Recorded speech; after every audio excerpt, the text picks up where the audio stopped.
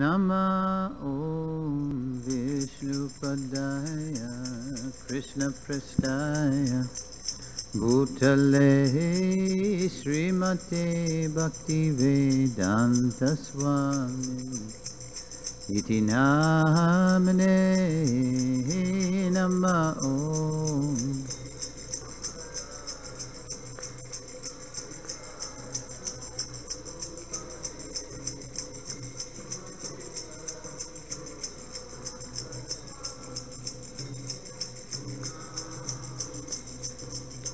Namaste Saraswate Deve Gauravani Pracharine Nirvishesha Shunyavadi Paschatya Deshatarine Namaste.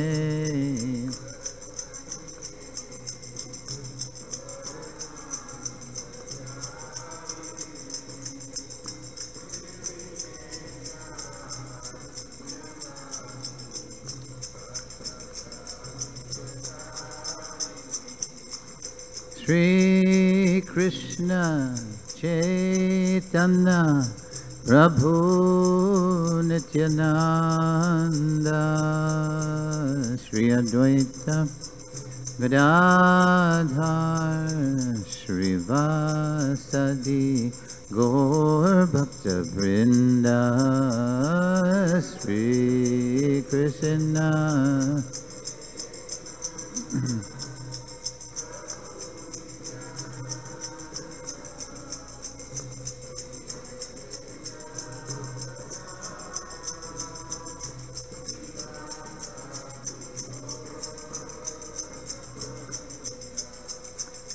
Hare Krishna, Krishna Krishna, Hare Hare, Hare Rama, Rama Rama, Hare Hare.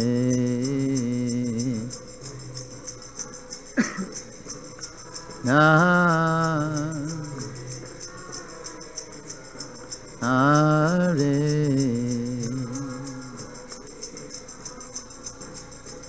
Rama Rama, Hare Hare Krishna, Krishna Krishna, Hare Hare, Hare Rama, Rama Rama, Hare Hare, Hare Krishna.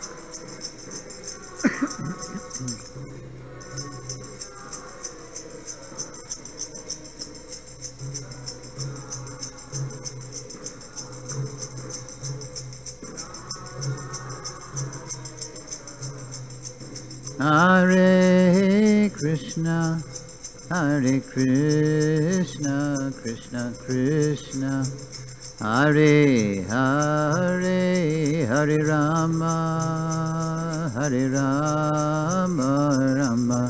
Rama Rama, Hare Hare, Hare Krishna.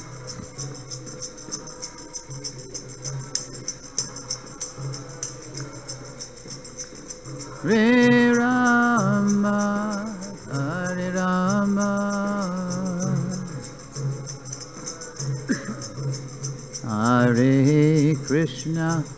Hare Krishna, Krishna Krishna, Hare Hare, Hare Rama,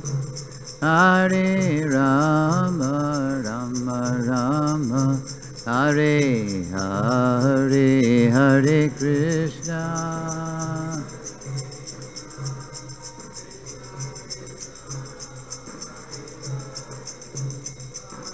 Rama Rama Rama.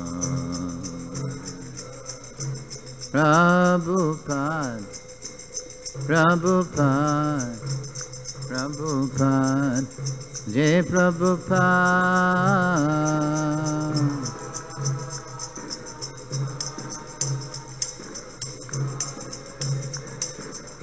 Jaya Jai Prabhupada, Prabhupada, Prabhupada, Jai Prabhupada.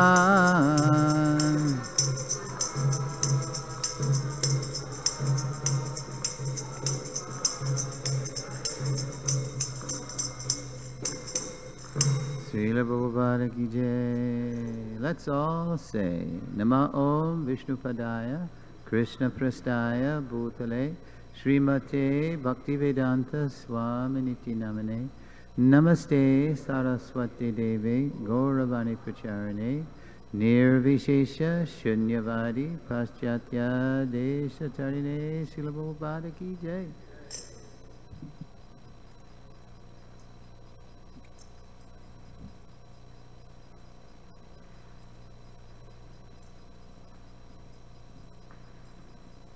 Hare Krishna, everyone.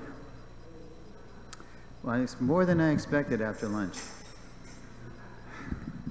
It's usually, what is it, siesta, fiesta?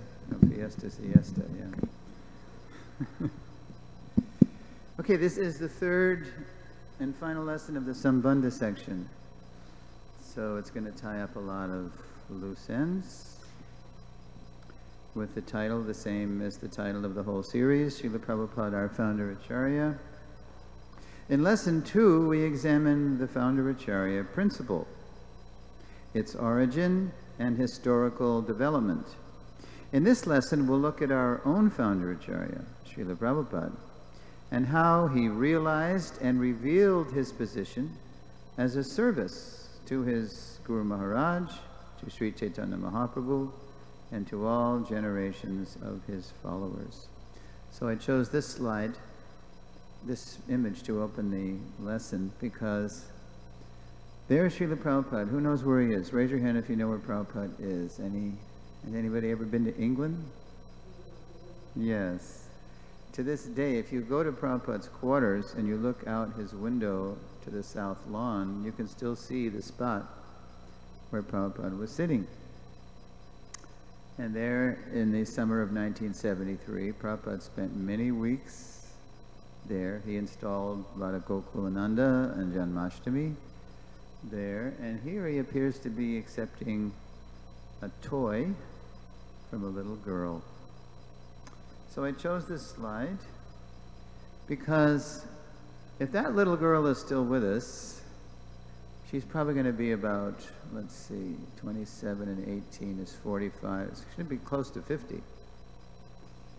Now, she obviously was born too late to take Diksha from Srila Prabhupada.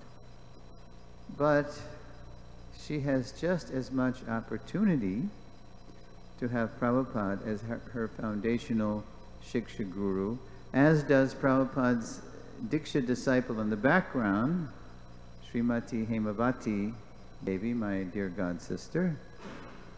And that is the point that I've been making, that Prabhupada is the foundational guru, as the founder Acharya, for all generations of his followers for all time. So now we're going to do another history lesson. Actually, I realized not long ago that lessons 2 through 6 are actually history lessons. Half the series is just history. But it's not dry history. It's very juicy, nectarine. It's Prabhupada's pastimes and the pastimes of the Gaudiya Sampradaya.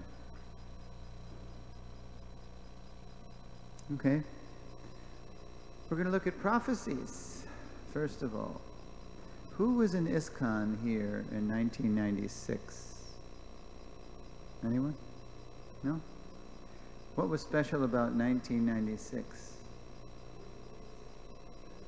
Yes, the centennial year of Prabhupada's birth.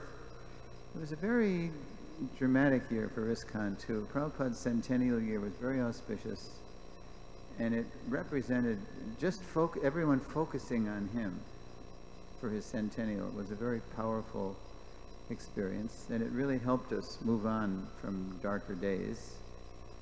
So it was also the year where we had, for the first time in ISKCON, an oversized coffee table size Vyasa Puja book for Srila Prabhupada from the BBT. In the dark days, in the 1980s, some of the Vyasa Puja books for Diksha Gurus were bigger than Prabhupada's. It was just a little sign, a little symptom of where we were at. But in 1996, Lokanath Maharaj, being the centennial minister, he wrote the introduction to the centennial Vyasa Puja book, and he drew for his introduction on research done by ISKCON scholars on the position of the founder Acharya. And he mentioned some prophecies that Prabhupada fulfilled too. We're going to take a look at that. So there is Srila Prabhupada in Tompkins Square Park beating the little tom-tom. There was no mridungas in ISKCON then, 1966. There's Bruce and Charles, who became Brahmananda and Achyutananda. And so, who knows, and usually people jump the gun and they say something premature, but who knows the Puranic, that's the key word in the question, the Puranic, as in piranhas, not as the fish in South America, the piranhas. Who knows the Puranic prophecy that Srila Prabhupada fulfilled? Anybody? It was right in these prophecies were mentioned right in the centennial book, but if you weren't in ISKCON, then you probably never read it. Puranic now. Is he going to say something Puranic? From the scriptures, yes. Puranic. Not Gaudiya. Yes, yes. Not Gaudiya. Not Gaudiya. Not Gaudiya. Okay, let's hear it.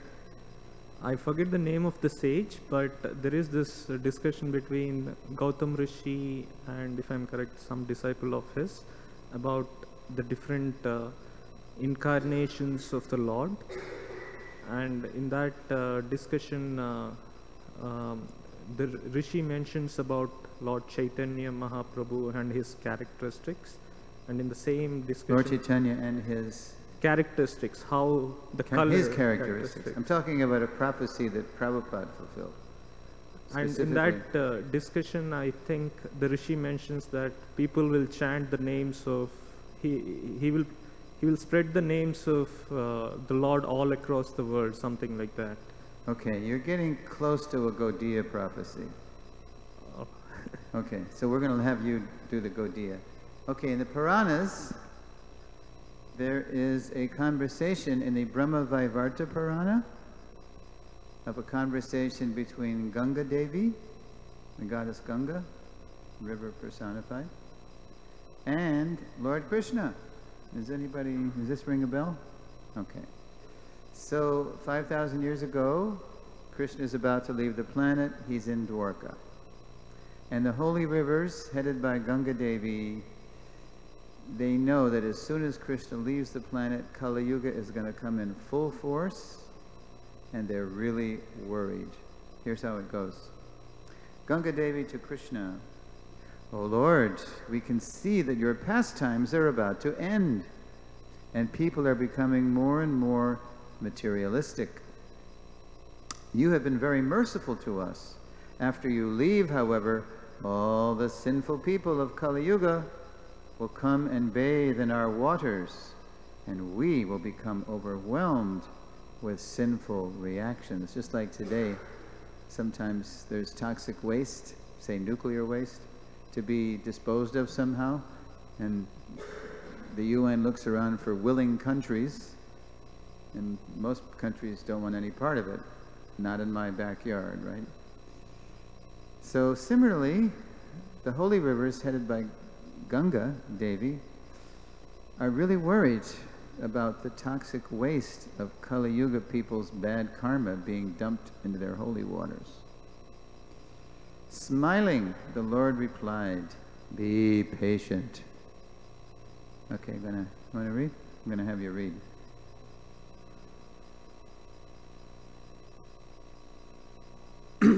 After 5,000 years, my mantra, Upashaka, worshipper of the holy name, will appear in this world and spread the chanting of my holy name everywhere. I wonder who did that.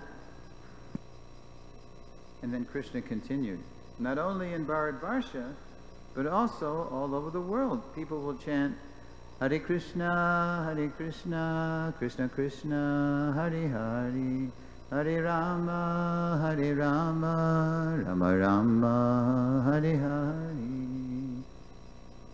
And because the devotees of Lord Hari are so pure, anyone who contacts them will become purified from sinful reactions. So Lord Krishna is saying, in 5 millennia into the future, right around our time, my great worshipper of the holy name is going to go all over the world, spread the chanting, and all these people, they're going to become purified by those names. And then Krishna says, these pure devotees will visit Bharatvarsha and purify you of sinful reactions by bathing in your sacred waters. So you see what Krishna's done, a little bit of rhetorical judo. You know, in jujitsu, you can use the energy of your opponent against your opponent.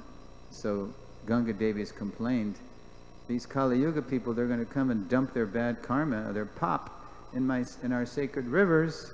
So Krishna says, no, actually, there's going to be so many people who are going to be purified by the holy name from my mantra upasaka, who's going to spread it all over the world. They're going to come to Bharatvarsha and purify you by bathing in your sacred waters. He turns it right around on her. Now, here is the last line of the prophecy. It's the only line of this story that Prabhupada told us. And you probably heard this line, but you have to tell me why he only told us this line.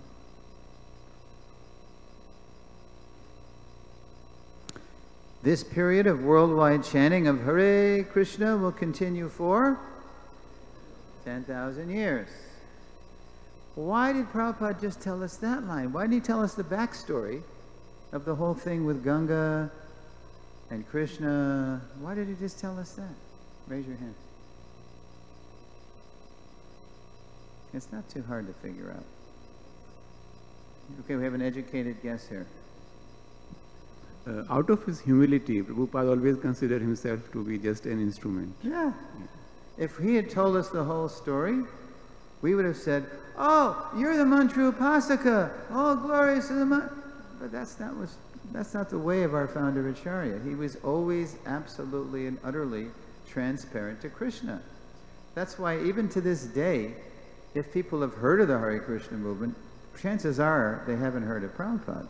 That's our job. So that is a Puranic prophecy that Prabhupada fulfilled. Now, who knows the Gaudiya prophecy? Let's give somebody else. More devotees know this. Anybody know something in the last 500 years? Not 5,000, 500. This is... There is from the Chaitanya Mangala by Lochandas Thakur, in which there's a conversation, I think Narada Muni with Rukmini. And Lord Chaitanya. Lord Chaitanya. Narada Muni and Lord Chaitanya? Okay. And in which that there was, then must be Lord Chaitanya who said that my commander, Senapati Bhakta, will come and fulfill the prophecy of taking the holy name all over the world. Very good. So, yeah, Narada Muni, he also was Trikalagya, you can see into the future, and he saw how bad it was going to be in Kali Yuga. So he can travel anywhere. So he goes to Golok Navadvip, where Lord Chaitanya is eternally doing his Sankirtan pastimes. He says, my Lord, I can see how bad this Kali Yuga will be. What should we do? Kind of similar, well, a little different, but also can see, anticipating how bad it's going to be in Kali Yuga, like Ganga Devi. But Narada Muni is saying, how can we help these people? So,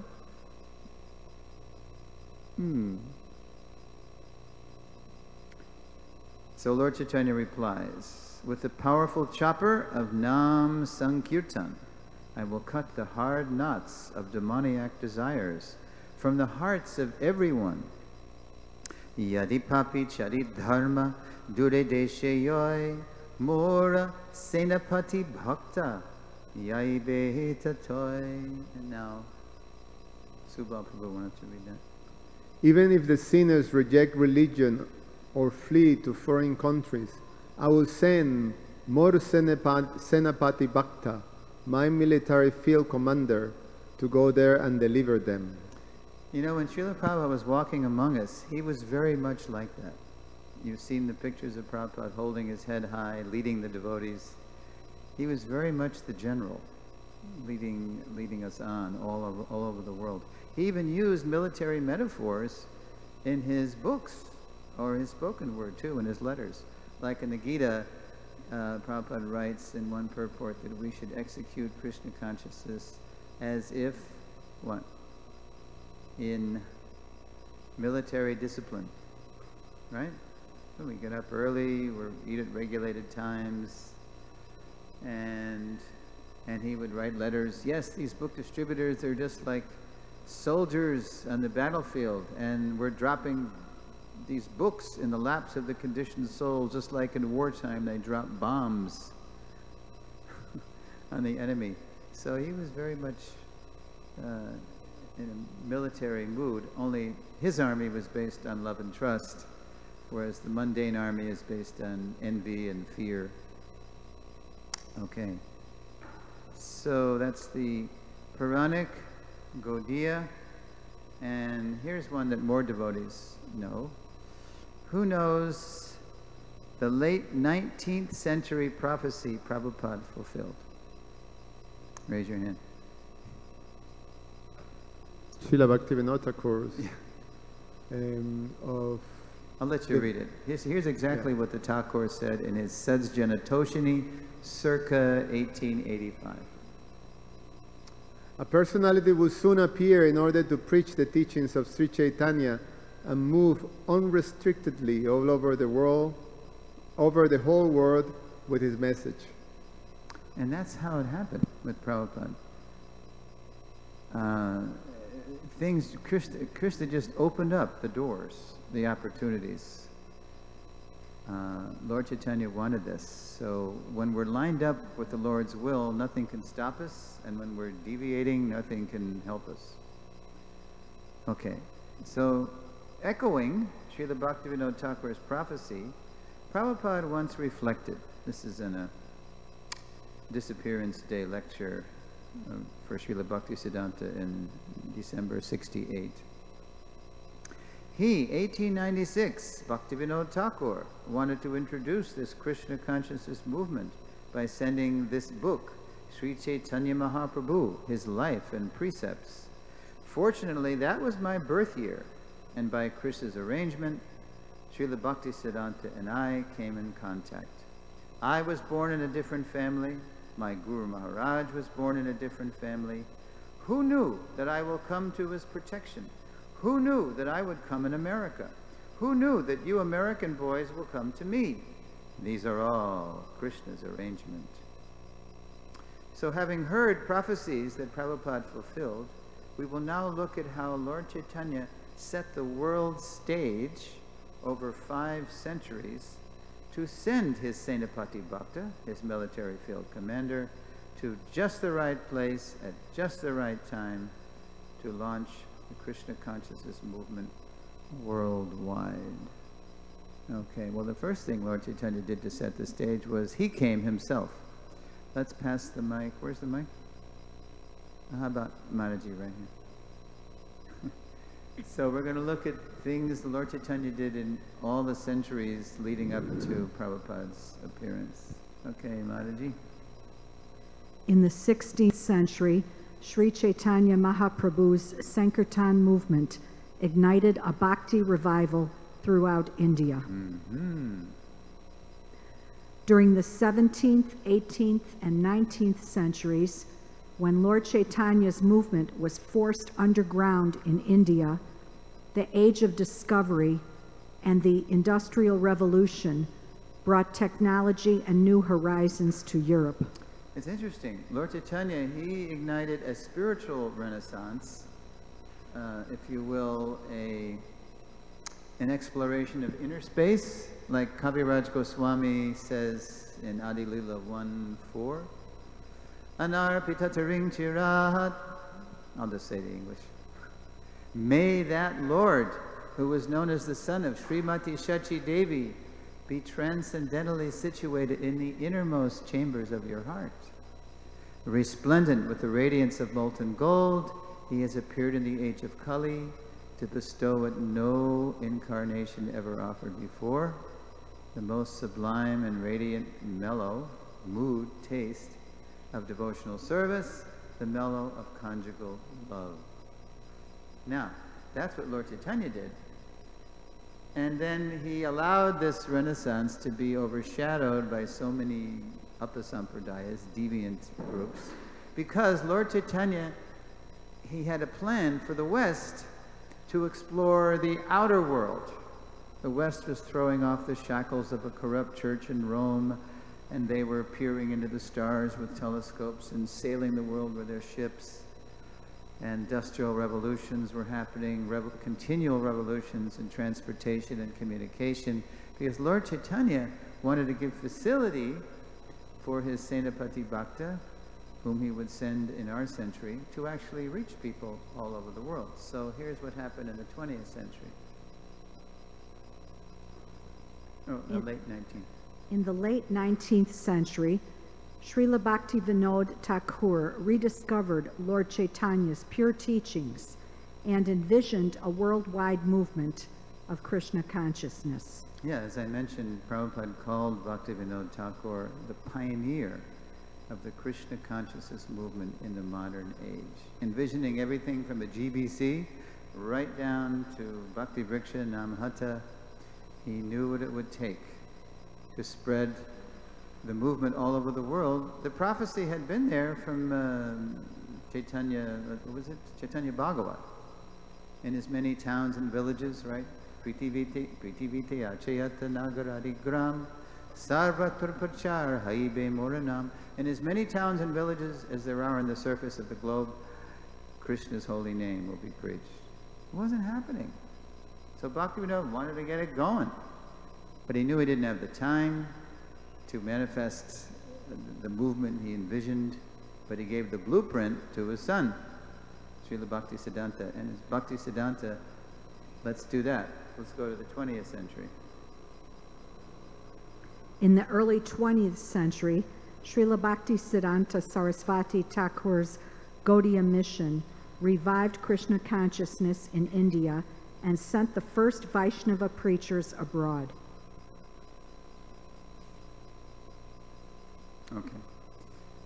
Okay.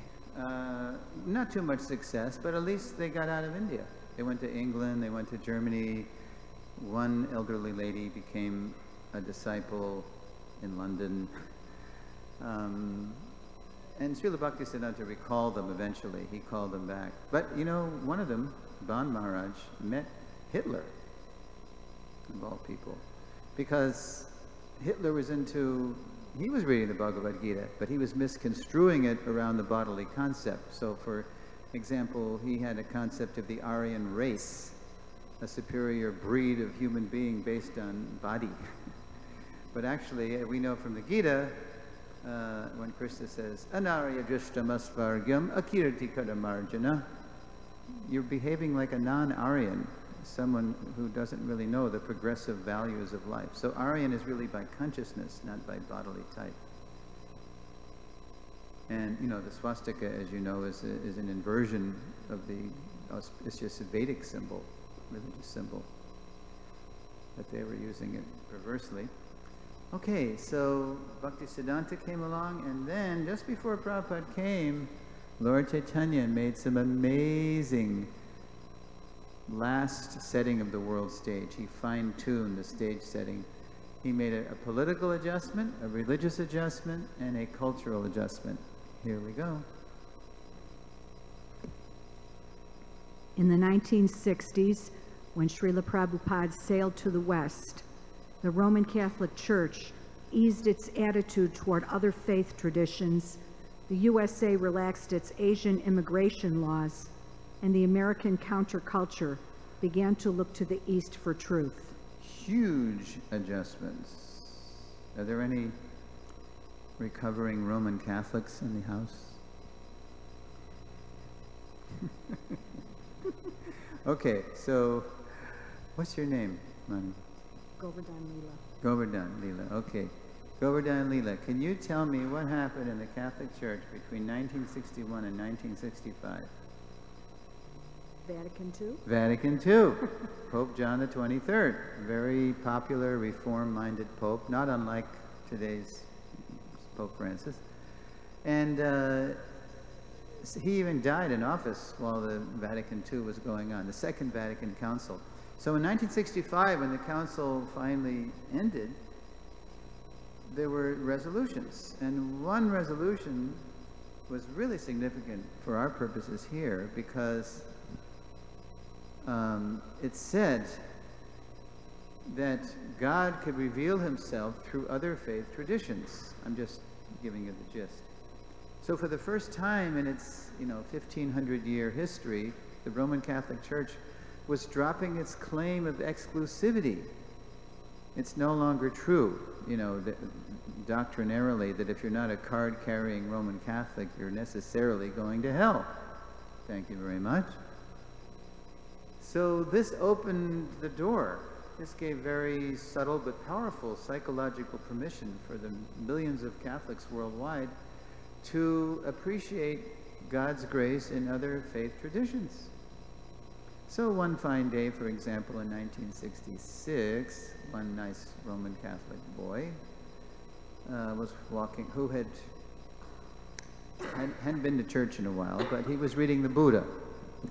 He was reading the Buddha, and he was walking down the street in the Lower East Side of New York City, walking from his work to his apartment. And as he got, and 26 Second Avenue was on the way, so as he got past 26 Second Avenue, he looked inside the storefront quickly, and he saw somebody in the storefront who looked for all the world like the Buddha. Shaved head, peach-colored robe, sitting cross-legged, big earlobes. So but he didn't have time to go in, but he made a note of the sign on the storefront. It said Bhagavad Gita classes, Monday, Wednesday, Friday evening, 7 p.m. So at the first opportunity, he went back to that storefront, and he heard Swamiji giving Bhagavad Gita class. And then he asked a very Buddhist kind of question. Swamiji, how can I understand that I'm just nothing? Because that's the Buddhist solution, right? Get rid of your individuality, your ego. Just annihilate your illusory individual existence, and you'll end the suffering. It's kind of like that old doctor joke. Yes, the operation was a success. Unfortunately, the patient died. So, Swamiji, how can I understand I'm just nothing? You are not nothing. You are something. But you're not this body. So that began a relationship between Swamiji and Stephen. And in Radhastami that same year, Stephen became Satsvarupa Das Brahmachari, and 6 years later in LA, on the Sringa's appearance day, he became Satsvarup Das Goswami. And 6 years later in Mayapur in 1978, he was asked to write the authorized biography of Prabhupada's life after Prabhupada had passed away. These are all the arrangements of Krishna. We cannot see how things are taking place, Prabhupada said in that Bhaktisiddhanta lecture. Okay, that's just the first adjustment, religious. Political adjustment. Before, now it's called the Department of Homeland Security, but back in the day it was the Immigration and Naturalization Service. Has anyone here dealt with those folks? Okay. So between 1945 and 1965, there were no Asians allowed in America, practically, because Japan had been our enemy during World War II, and they just had this blanket policy. I never saw an Indian person in America until 1966, when I was a college kid working a factory job in the summer, and a fellow next to me in the assembly line, Ali, must have been a Muslim fellow, appeared on the assembly line. So, but by Lord Chaitanya's arrangement, in the summer of '65, the INS lifted that ban and started letting Asians, including Indians, into the country. That began the great Indian diaspora, right? All over the world. So Prabhupada was able to come. He's able to renew his visa. He was able to get his green card so he could preach freely. But here's the most powerful adjustment that Lord Chaitanya made. And the American counterculture began to look to the East for truth. Most of you have probably read Radhanath Swami's The Journey Home. Powerful story of Richard Slavin's, did I say it? Slavin? Slavin's journey from Highland Park all the way to Prabhupada's lotus feet, eventually, in a pandal in Bombay, I believe. You know what? We were all doing that, but he had the best story, so it was great. You know, he got all the way here to there. But you know, this is my generation, and we were all turning on, tuning in, and dropping out, and we were mad after any media that was taking us to the East. Journey to the East. Siddhartha, Journey to the East. This is Herman Hesse. We were reading Hesse, Be Here Now, Baba Ramdas, Paramhansa Yogananda, Autobiography of a Yogi. We were so ripe. Plus, who were our Pied Pipers in those days? Who were we following musically? Beatles. The Beatles. And guess who was looking east? Well, George was the first one. The reporters would ask, usually John, "Hey John, what's with George? He's so quiet." George he's a very simple lad, but it's the mystery inside George that's fascinating to watch. So fascinating that in 1967, after their mentor and business manager, Brian Epstein, suddenly died, George convinced them, let's go listen to the Maharishi, who's visiting Wales that summer. So they went to hear the Maharishi, and then they went off to Rishikesh to try to get some inner peace and get some new direction in life, because they were really devastated when Brian passed away. So they were, and George in '65 had met Ravi Shankar. And you first hear the strains of the sitar on what, I'm going to test your Beatle knowledge now. Any Beatle fans in the house? Where do you first hear George playing his sitar as mentored by Ravi Shankar? No Beatle? Okay, I have to see. You're looking at a Beatle bhakta. Before I was a devotee, I was a Beatle. No, that's 67, June 67. June 2nd it was released. That's right. Bum, bum, bum, bum, bum. This is George with John singing. Okay, so guess what? They went, they got burned by the Maharishi. They were disappointed. He was chasing their wives and all this stuff. And then finally, but even before then, in 66, was when Prabhupada cut the first record, the Happening album. And they didn't know it, but the Beatles ordered 200 copies of this album that Alan Coleman produced in his Happening studio in New York City. He used to record like offbeat, alternative kind of people. So the Beatles somehow heard it in the underground, and then they were so taken with the mantra that they ordered a lot, and they gave it all out to their musician friends. And then if you've read, what's the name of that book we distribute? Chant and Be Happy. Yeah, you see George and John, right? And they talk about how they were sailing through the Aegean Islands, and for 8 hours they just were chanting Hare Krishna, and they couldn't stop. They were like becoming addicted to the mantra. So they finally got Prabhupada's darshan in Lenin's estate in 1969, September.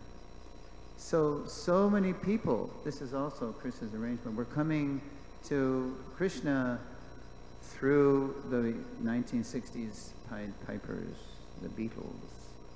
Okay, so,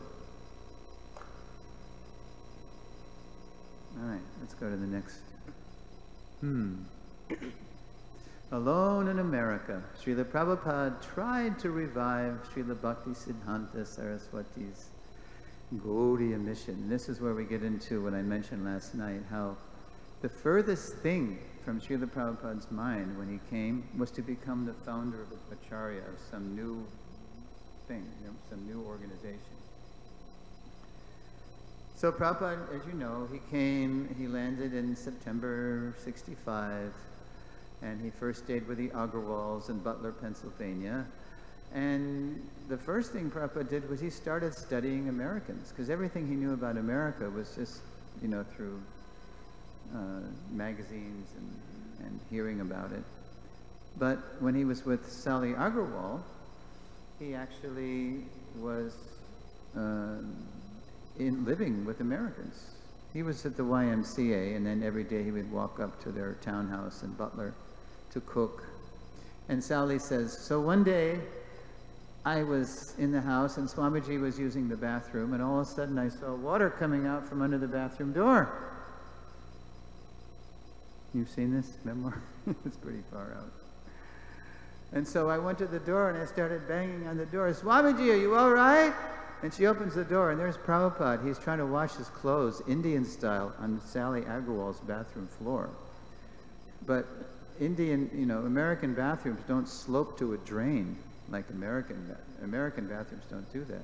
So there's Prabhupada, mush and gush and whap and bap and the whole thing, Oh, Swamiji, I'll have to show you the washing machine. Washing machine? What's that? And then he noticed how Sally was cleaning the house. Vacuum cleaner? What's that? Prabhupada told us, when I was alone in New York those first months, I used to just get on a bus in New York City, put a coin in the meter, and then I'd just ride around New York City just to see how you people were living. Something amazing to me. So he was studying Americans, but what else was he doing? If you have the database, you can go to correspondence, and then 1965. Who was Prabhupada writing? His godbrothers. Hey, I made it. I'm here. I'm in America. Remember? This is the mission that Guru Maharaj wanted us to do. And now we're going to look at an excerpt just from one letter. If you only have time to look at one letter, look at this letter, November 8th, 1965. And in this excerpt I'm going to show you, you'll see, I think, 3 or 4 versions of the word cooperate, forms of the word in the letter. It's all about cooperation, just what they didn't do when Srila Bhaktisiddhanta left. So how about Prabhuji? He's writing, let me just preface it by saying, Prabhupada is writing Bhaktivilas Tirtha Maharaj, who in the heyday of the Gaudiya Math, was a mover and a shaker. He was a good organizer, good fundraiser. So Prabhupada knows that he's a resource person, he can write. Okay. Alone in America, Srila Prabhupada tried to revive Srila Bhaktisiddhanta Saraswati's Gaudiya mission. So here is a chance for cooperation between us, and I shall be glad to know if you are ready for this cooperation. I came here to study the situation, and I find it very nice, and if you are also agreeable to cooperate, it will be all very nice by the will of Srila Prabhupada. If you agree, then take it for granted that I am one of the workers of the Sri Mayapur Chaitanya Math.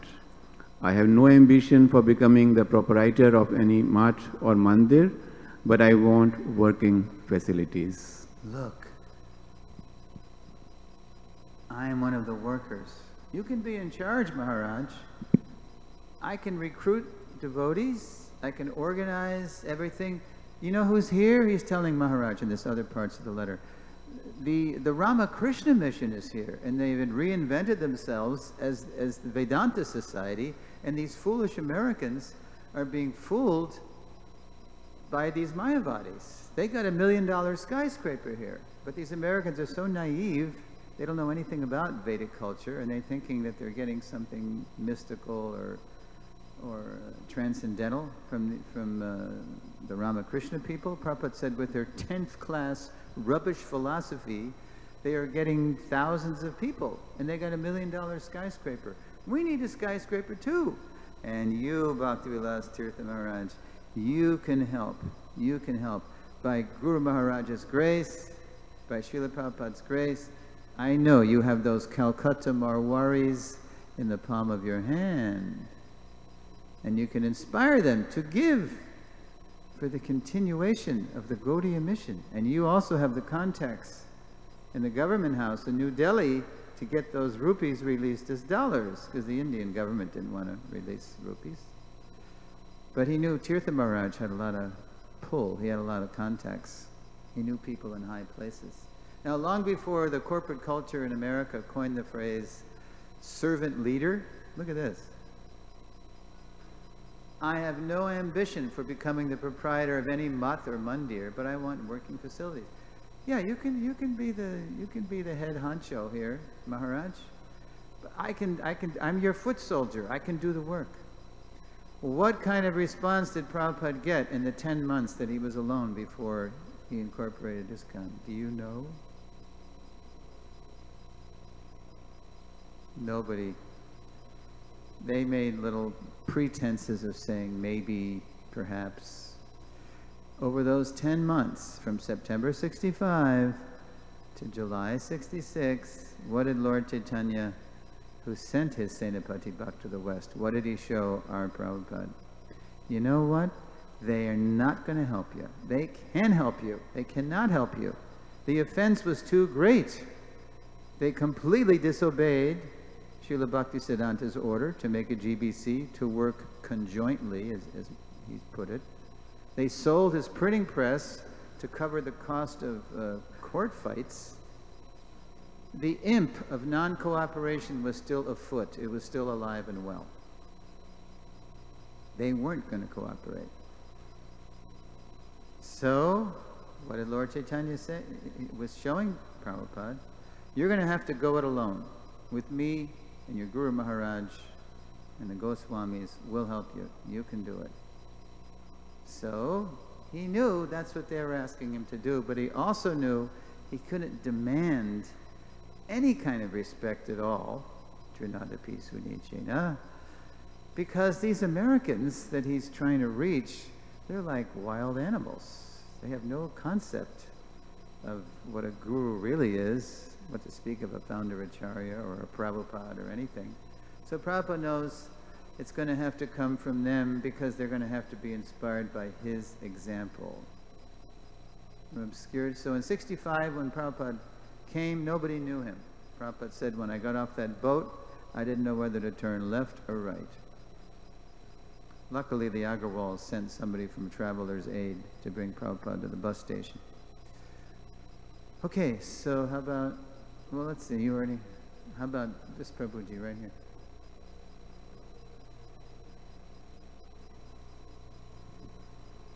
Mostly neglected by his god brothers, Srila Prabhupada was obliged to found a fresh branch of the Gaudiya Sampradaya.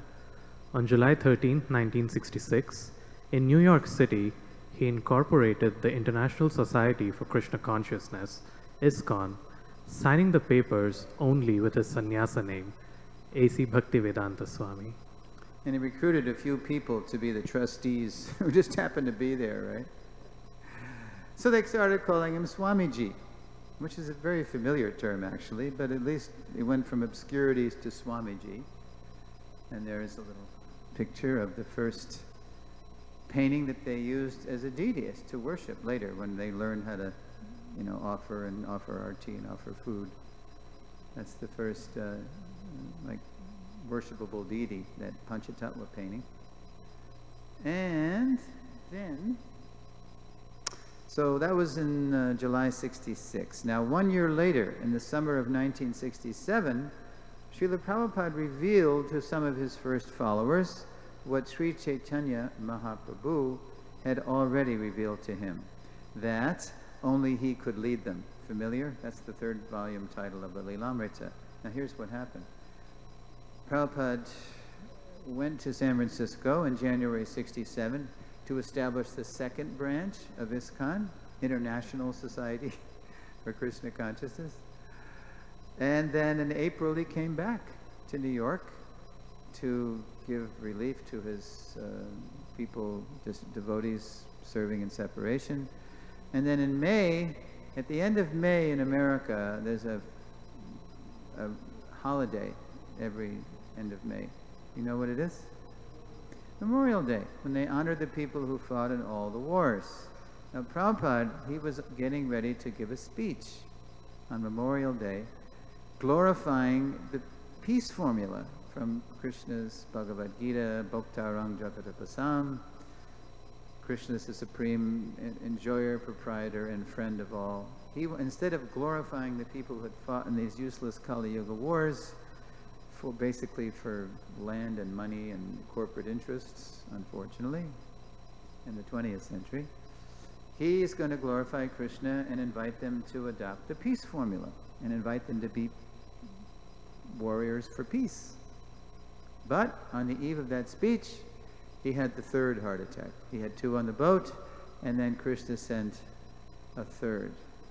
Now, what led up to that was Prabhupada's non-stop establishing ISKCON.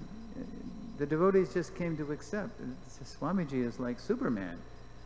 He's like going all day, cooking, singing, preaching, and then while we're asleep, he's translating, and the wonder that was Swamiji. And then, but when he had this heart attack / stroke, all of a sudden the devotees realized, wow, Swamiji, he's actually in an elderly body.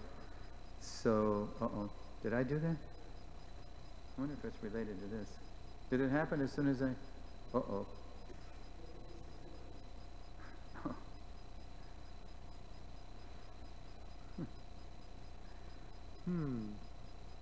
I'm not innocent in this matter. So we just got to go back to slideshow mode. It should be right. Yeah. There we go. Thank you. Okay, I have to watch that. So Prabhupada had a stroke, a heart attack, and he almost passed away. So he told the devotees in San Francisco and New York to just have an all-night kirtan vigil. And then he survived the night. And later on he wrote a letter and he said, because you have sincerely prayed, he gave us the prayer too. Our master has not finished his work. Please let him live. And then later he gave them the Nisringa prayer. That's when actually they gave him the Nisringa prayer that night. So Prabhupada survived, but then it became very obvious to everyone that Swamiji he's actually he's an old man. Now we have to take care of him. Not an ordinary man, but he's in an elderly body. So he was trying to get better on the Jersey Shore at Long Branch, New Jersey, but the weather wasn't cooperating, even though it was early June by now. It was cloudy, blustery, chilly. And then the devotees in San Francisco, where he had just been earlier, said, "Oh, Swamiji, come out to sunny California. Surely you'll recover your health here, and we're going to have our first Ratha Yatra." You gave us the plan of how to do the Ratha Yatra. Prabhupada showed them how to do it off the bed of a flatbed truck. And you have Lord Jagad facing this way, and Subhadra Maharani facing straight back, and then Lord Balaram facing this way. The first Ratha Yatra was a Hertz rent-a-truck. That was the cart, using the Jagannath deities. So Prabhupada accepted their invitation. He flew out on July 6th, and July 9th, he was in his little quarters. Now, where they got Prabhupada a place was up in Marin County. Do you know, anybody know the Bay Area? Okay. Marin, yeah? San Rafael? Santa Clara. Okay, so in Marin County, across the bridge, across the bay, they got Prabhupada a place called El Paradiso in Stinson Beach, a little Spanish bungalow. But the drive up the mountain was not good for Prabhupada, with windy and twists and turns. So the day of the Ratha Yatra, he was too weak even to come down to participate in the Ratha Yatra. So 3 devotees stayed with Swamiji while the Ratha Yatra was going on. Mukunda, Hayagriva, Kirtanananda. And if you read the accounts in the Lilamrita and in Mukunda Maharaj's book, Miracle on 2nd Avenue, you'll read how basically Hayagriva and Kirtanananda forced Mukunda to go in Swamiji's room and ask him a question that Mukunda did not want to ask. Because what was going on was, it wasn't working for Prabhupada there either. So if you've been to the Bay Area, you know, with the mountains, the sun doesn't rise over the mountains till late, and then pretty soon, when the sun's starting to go down, the fog rolls in, right? There's a lot of fog, there's a lot of mountains. He wasn't getting much sun there either. So he was openly saying, I have to go back to India to get my health back. I need Ayurvedic medicine, I need Ayurvedic massage, I need India's heat. This will cure me. So he's openly talking of going back to India. So they're thinking, wow, what happens if Swamiji doesn't come back? What if he passes away in India? What if he just doesn't come back from India? What about us? What will we do? Which is the neophyte mentality. What about... Anyway, so here's what happened.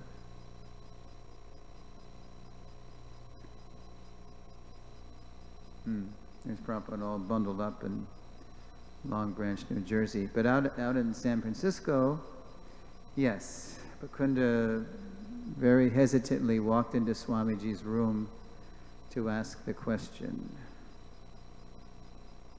Let's see who's going to read. Mataji, you want to read?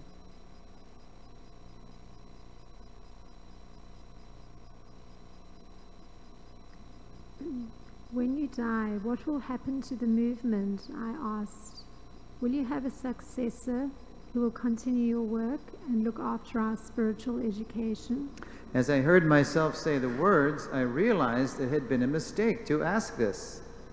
The Swami sat silently, looking out the window at the sand dunes and the mountains. It was high tide, and I could hear the waves pounding the beach. Gulls shrieked. The Swami muttered something quietly. I couldn't hear what you said, Swami, I said carefully. Can you repeat it? Actually, it is an insult to the spiritual master, he said. He turned away from the window and looked at me pensively, as if he was hurt by my question. I'm sorry, Swami, I said. I felt like shrinking into the carpet. He closed his eyes. Outside, a dog barked. A shallow stream of tears appeared below each of his eyes and flowed over his cheeks. He slowly wiped them away. My spiritual master, he said, and his voice choked to gravel. I was stunned. What had I done? My spiritual master, he said. He was no ordinary spiritual master. He paused again and then whispered falteringly, he saved me. Ordinary spiritual master. That sounds like a contradiction, huh? How can a spiritual master be ordinary? This is the only time I ever heard Prabhupada use that phrase. But he's really emphasizing that there's a difference between a regular guru and a Jagad guru. Now, there's another account of this exchange by Hayagriva Prabhu, who was one of the ones who was obliging Mukunda to ask that question. And Hayagriva wrote a great account of the early days of the movement called the Hare Krishna Explosion. And Hayagriva's account is very similar. Okay. But it includes something more, because later Prabhupada revisited that exchange with Mukunda and gave the purport to the whole thing. So here we go. Mataji. Later, Swamiji tells us what we should have always known. There is no one to replace him. The very idea is insulting. If someone comes and tells you something different, he says, you will be confused. You will be confused. Neglected by his godbrothers, Srila Prabhupada knows and is now revealing that he is being uniquely empowered to lead the new international devotees as the founder Acharya of a fresh branch of Sri Chaitanya Mahaprabhu's, quote, desire tree of devotional service. That's a CC reference. Prabhupada mentions that ISKCON is a branch of the desire tree of devotional service. So he's saying, in effect, look, they can't help you. They didn't cooperate back in the 1930s after Srila Bhaktisiddhanta left, and they're not cooperating to try to revive the mission. Because of Prabhupada's unique surrender, absolute and utter surrender, he's being uniquely empowered to turn Videshis, people who come from outside Bharatvarsh, to become Vaishnavas. Only he could lead them. Now, despite non-cooperation from and differences with his godbrothers, later that year, Prabhupada made the following observation in a letter to the president of his New York City temple. So Prabhupada doesn't want us to take intimate shiksha from his godbrothers, but at the same time, he doesn't want us to become offensive. He doesn't want us to become disrespectful of them, because after all, they're our seniors.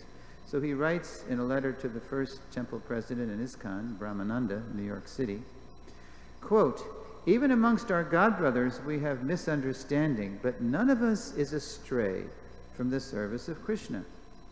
My Guru Maharaj ordered us to execute his mission combinedly. Unfortunately, we are now separated, but none of us have stopped preaching Krishna consciousness.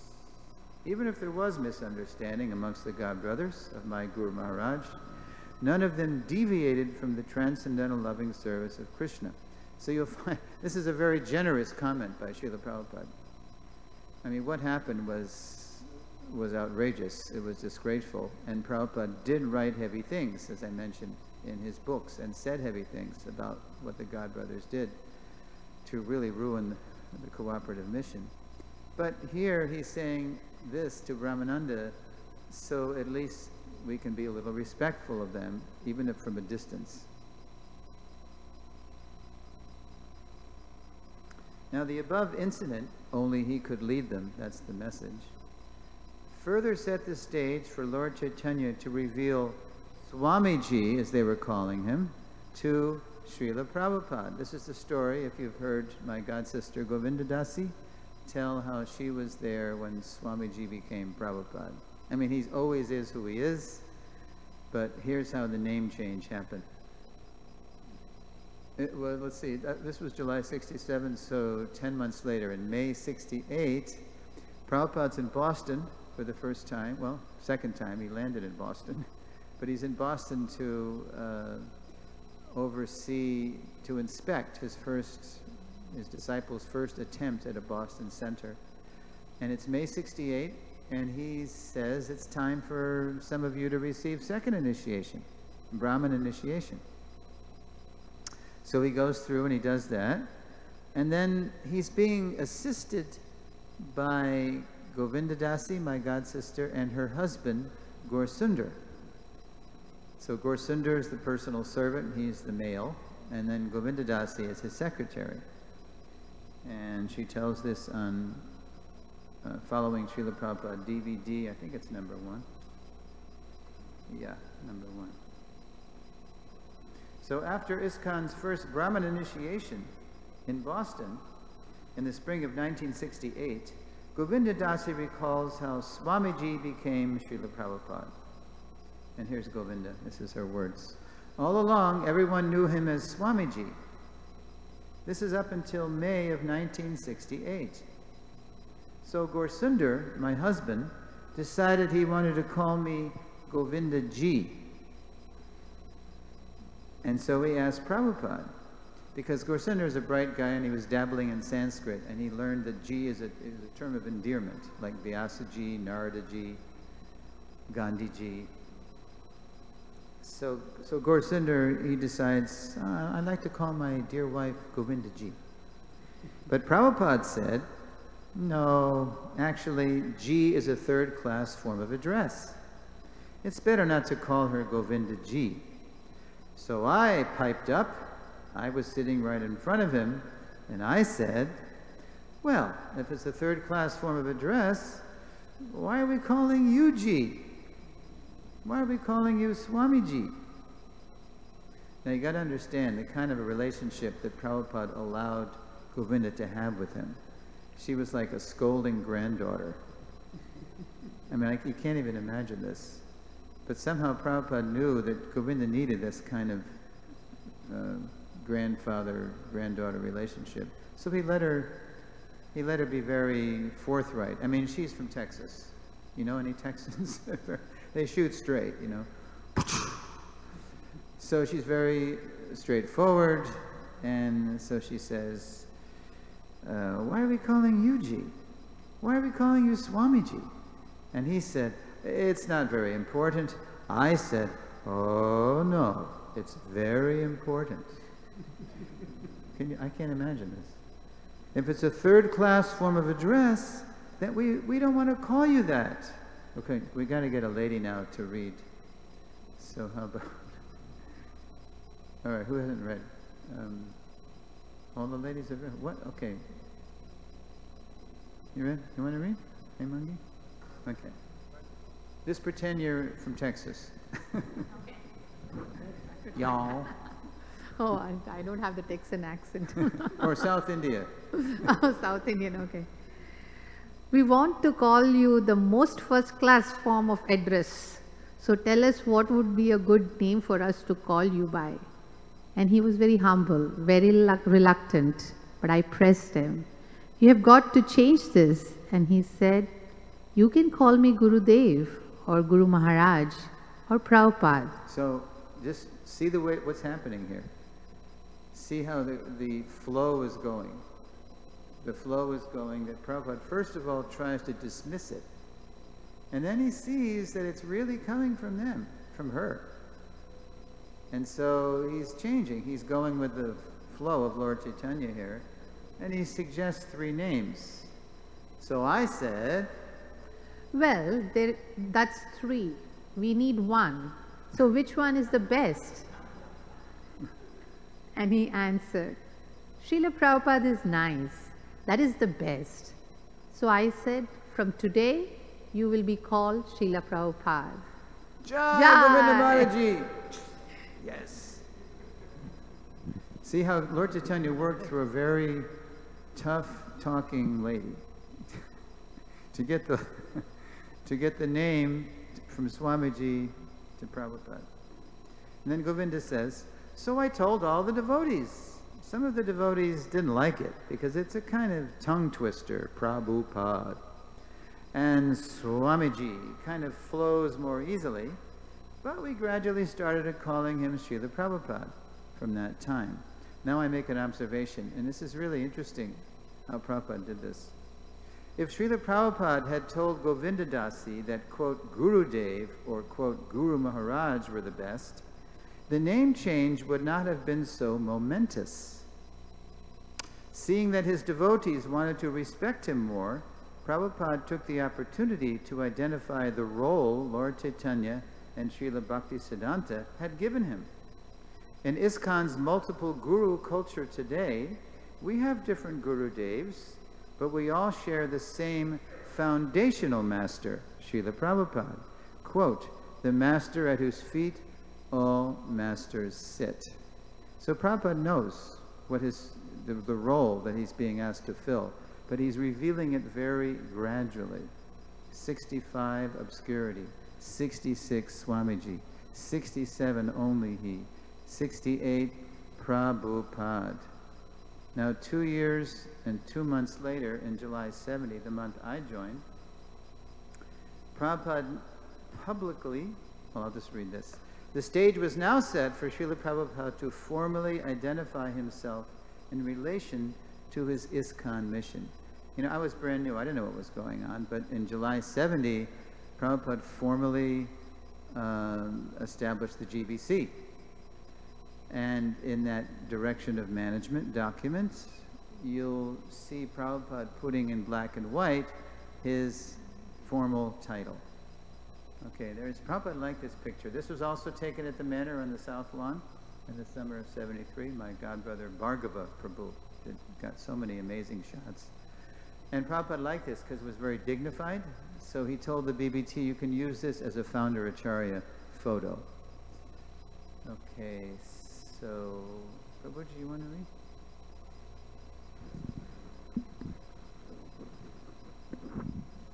On July 28, 1970, when Srila Prabhupada legally established a governing body commission to manage ISKCON, especially after his demise, he formally identified his relationship to his mission. International Society for Krishna Consciousness Incorporated, founder Acharya, His Divine Grace A.C. Bhaktivedanta Swami Prabhupada. On the day Srila Prabhupada formed a governing body to manage ISKCON, he also formally identified his pivotal position in the mission as its founder Acharya. Now, of course, we didn't know really what that meant, you know, the implications of that. But Prabhupada nevertheless put that in writing, determined that ISKCON not suffer the fate of his Guru Maharaj's mission. Prabhupada began training governing body commissioners, GBCs, to manage the society after his departure. And if something should happen to ISKCON, the next day, July 29th, he separately incorporated his publishing house, the Bhaktivedanta Book Trust, so Krishna consciousness would continue to spread. Now, Prabhupada did this in 1970 summer, but because we were, you know, pretty uncultured and uneducated spiritually, we didn't really realize fully his position. So still, his position was not really recognized. For example, when temple presidents would write Srila Prabhupada, very often they'd write on their own personal stationery. And Prabhupada said, no, you're the temple president. You should get temple stationery, and on the top of the stationery it should say International Society for Krishna Consciousness, Founder Acharya, His Divine Grace, A.C. Bhaktivedanta Swami Prabhupada. This is a reminder that it's Prabhupada's mission, and this is Prabhupada's center, and he's the founder Acharya. When I joined in Boston in July, it was before the BBT was really up and running. It was on paper, it was established in July 29th, 1970.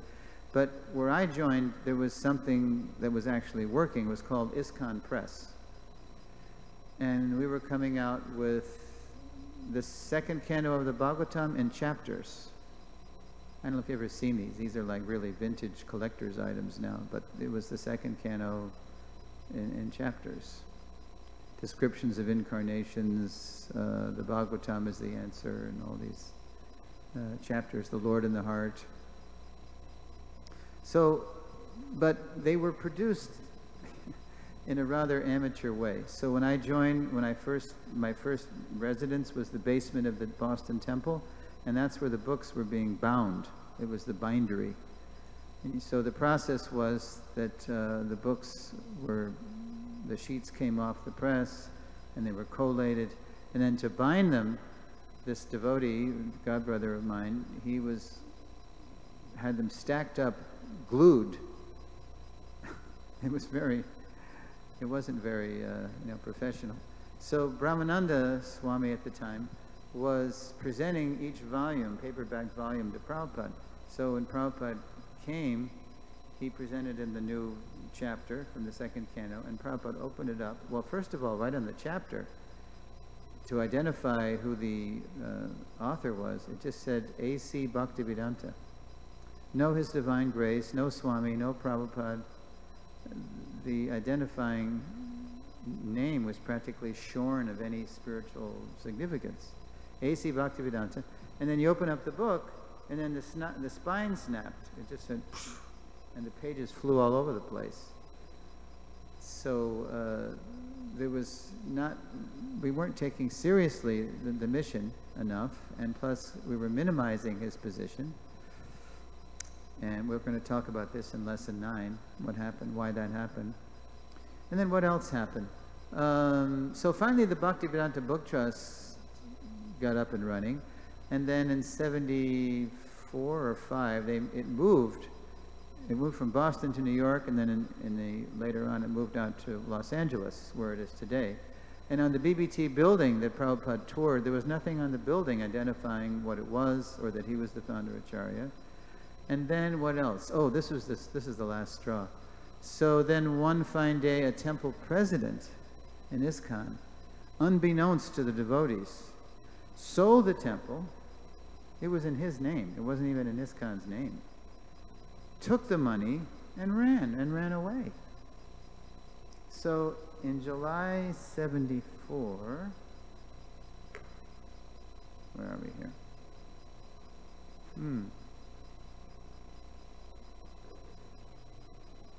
Yeah, let's read this.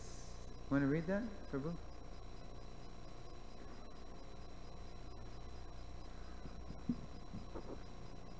On July 22nd, 1974, Srila Prabhupada drafted an amendment to his earlier management document, reassuring his supreme position in ISKCON. Yeah, Prabhupada actually had to amend the document just to underscore, highlight who he was in the mission, lest we forget or didn't know in the first place.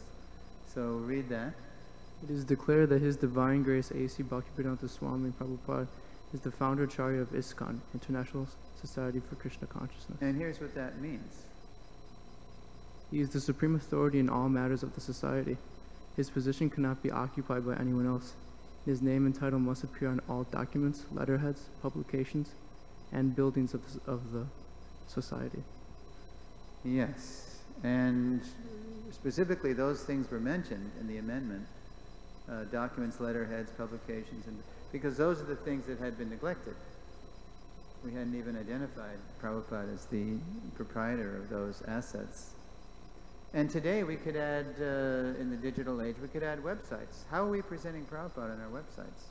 I was doing a tour in Europe back in, I think, 2013, yeah.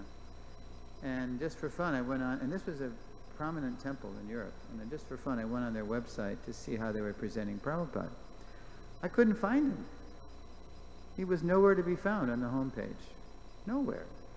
Not a hint or a whiff or a trace of the founder Acharya. Finally, I saw a tab and it said history. I clicked on history, afraid what might come up, and sure enough, there's a little picture of Prabhupada and a little blurb, you know. And so, aghast, I went to one of the temple managers and I said, Prabhuji, if we think Prabhupada's history, guess what we are? We're history. Now, that was in 2013, and then because of our Prabhupada Position Committee's work for the GBC, and then that book got published in 2014, the founder Acharya of ISKCON, Prabhupada, there began to be more founder Acharya awareness and consciousness, and to that temple's credit, the next year when I went back, there was something about Prabhupada on the homepage. Now, interestingly enough, even while Prabhupada was reasserting legally his position in ISKCON, in purports in the CC, he was identifying who he was in a spiritual way, but in a whole different mood. Who he was and who we were. So let's look at that. And it was July 74, the same month that he did this amendment to the legal thing. So who would like to read? Prabhuji, you want to read?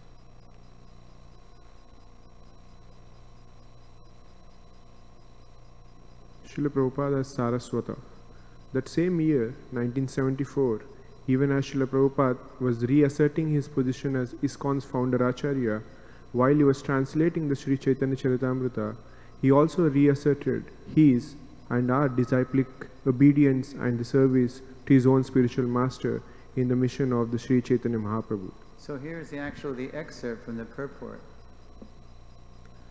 As members of the Krishna consciousness movement, we belong to the family or disciplic succession of Saraswati Goswami, and thus we are known as Saraswatas. Obeisances are therefore offered to the spiritual master as Saraswata Deva, or a member of the Saraswata family. Namaste Saraswate Deve, whose mission is to broadcast the cult of Sri Chaitanya Mahaprabhu, Gauravani Pracharine, and to fight with impersonalists and voidists, Nirvishesha Shunyavadi, Paschatya Desatarine. Sri Chaitanya Charitamrita, Adilila 10.84 purport. So by founding ISKCON, Srila Prabhupada had made a clean break from the non-cooperation that had fragmented Srila Bhaktisiddhanta's Gaudiya mission. At the same time, Srila Prabhupada now reasserted his and our absolute dependence on and fidelity to Srila Bhaktisiddhanta as disciplic executors of Mahaprabhu's mission. Over the next two slides, Prabhupada offers a striking analogy to deepen our understanding of his position as ISKCON's founder Acharya. So these are the last few slides of the lesson before questions. And it's extraordinary, Prabhupada identifying himself as the founder Acharya, this audio clip, during his one and only visit to South America. Anybody know where he went? Venezuela. Yes, Caracas. So Prabhupada's lecturing on Bhagavatam 1.1.1. So here it is said that origin is life, because here it is said, Yaton vayadetadatascha arteshva bhigyaksvarahat, which means he, Krishna, is directly and indirectly conscious of all manifestations, and he is independent. And now Prabhupada's going to make an extraordinary analogy. Just as Krishna is the source and the knower of every nook and cranny of his creation, so he, Srila Prabhupada, just like if I am taken as the origin of this Krishna consciousness movement, that means I know everything directly and indirectly of all this movement. If I do not know directly and indirectly everything of this movement, then I cannot be called the founder Acharya. And as soon as the origin becomes a knower, he is life. As soon as the origin becomes a knower, he is life. So as Krishna is the origin and life of his creation, so our founder Acharya is the origin and life of his ISKCON mission. So as a final slide, I want to balance that powerful point with this observation. Srila Prabhupada, our founder Acharya, and who wants to read the final slide? Prabhuji? Oh, how about Gokul?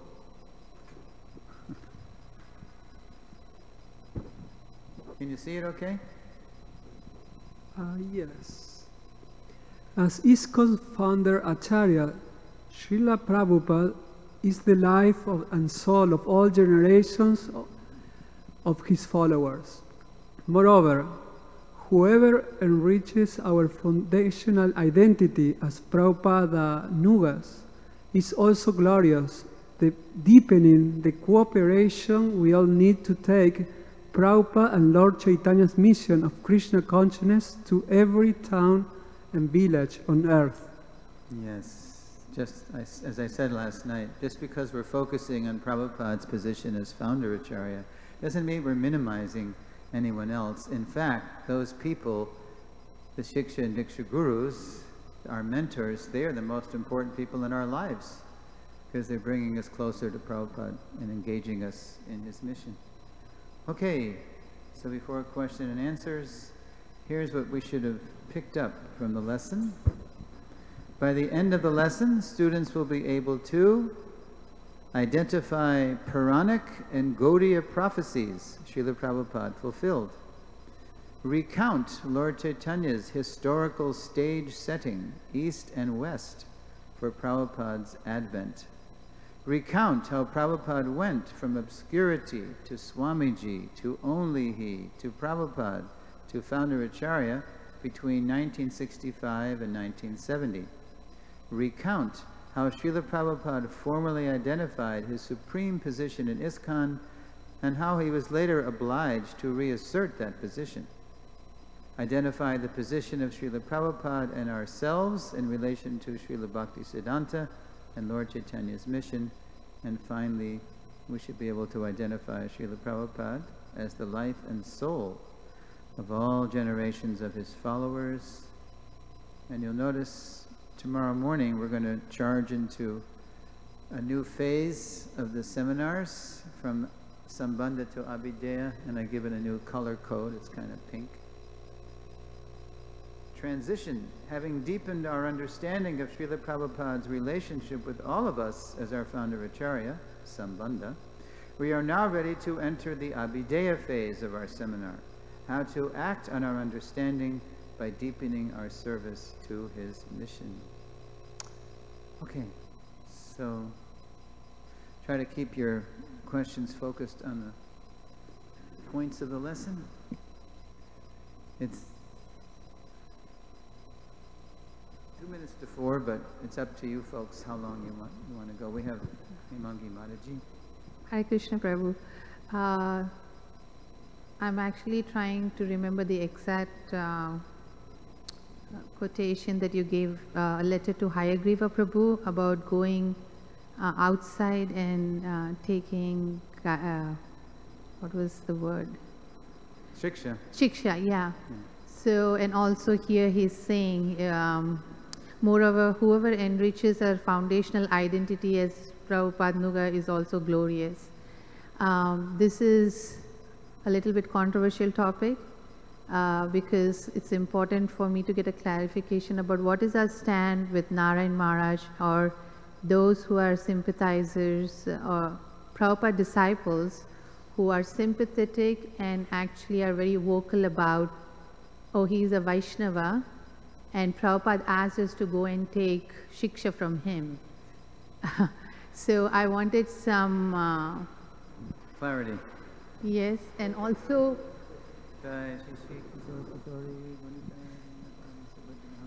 so should we just do that first? Yes. Okay. Okay, it's completely a misrepresentation of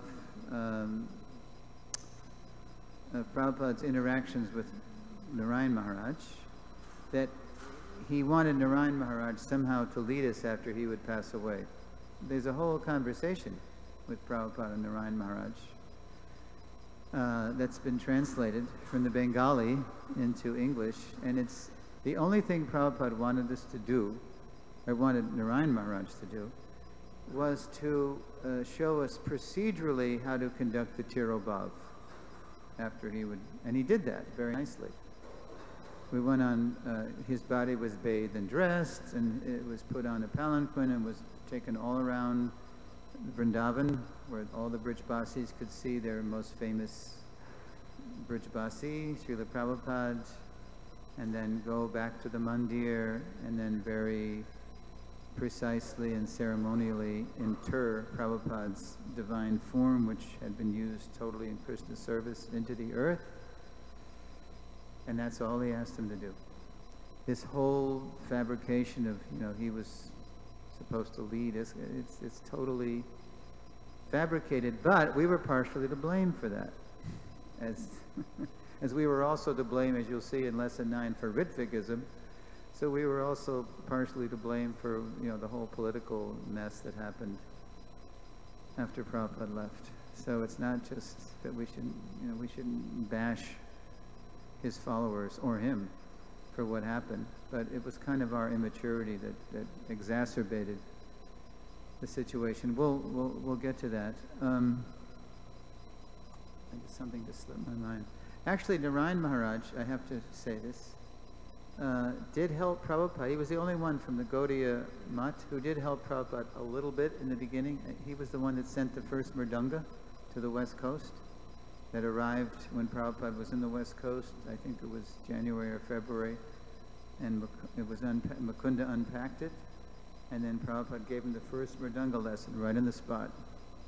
It was a clay Mridanga, from Bengal. And he sent some incense. Now, as an example of how things are distorted and exaggerated, some followers of Narayan Maharaj have published Narayan and Prabhupada's letters, correspondence from those days, as though it's supposed to show that right from the beginning it was only Narayan Maharaj who was really helping Swamiji, and Prabhupada was, really considering him to take over the mission. But if you read the letters, it's just the opposite. Prabhupada is asking Narayan Maharaj to send incense in the beginning, and so he didn't do it right away. I guess it took a while, or he was busy or something. And you see the letters, the very letters they're publishing, it says, "Where's the incense?" He's kind of scolding him.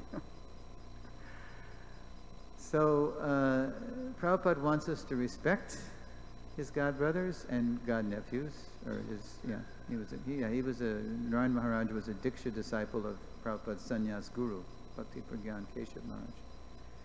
But especially when it comes to knowing how to bring Westerners especially, along in Krishna consciousness, he didn't want us to take shiksha from people who ruined the Gaudiya mission because they disobeyed Srila Bhaktisiddhanta's instructions. So knowing all this, I asked Harishari Prabhu at one point in my research, so how do we relate to the Gaudiyas, the Gaudiya groups, different Gaudiya groups? And he gave a very common sense, down-to-earth answer. He said, well, look, there's many Gaudiya groups that appreciate Prabhupada. And in fact, it wasn't long ago that Harishari Prabhu, as the director of the Bhaktivedanta Research Center in Calcutta, got a treasure trove of material from, what's his name, Sundarananda Vidya Vinod. Somebody had a collection of all original materials from Srila Bhaktivinoda and Srila Bhaktisiddhanta, which he allowed the BRC, Bhaktivedanta Research devotees, to either copy them or take them and preserve them. They're like rare collector's items.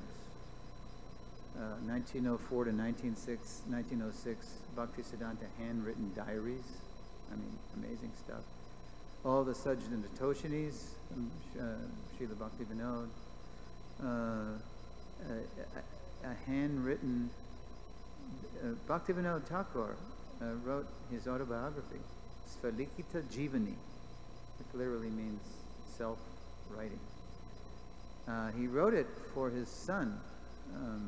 What was his name? The last surviving son, I forget his name. Lalit Prasad. And just so many ancient manuscripts and Gaudiya literatures. So that was all a donation from a Gaudiya group who had that.